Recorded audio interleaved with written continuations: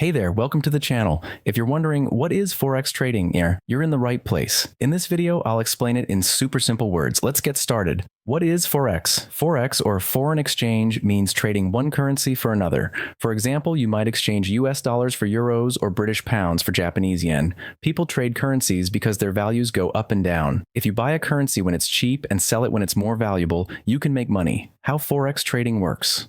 Forex is always traded in pairs, like EUR/USD. The first one, EUR, is the currency you're buying, and the second, USD, is the one you're selling. Let's say you think the euro will go up against the dollar. You buy euros per US dollars. If the price goes up, you make a profit. If it goes down, you lose money. Who trades Forex? Big banks, companies, and regular people like you and me all trade Forex. Thanks to the internet, anyone can start trading from home with just a computer or phone.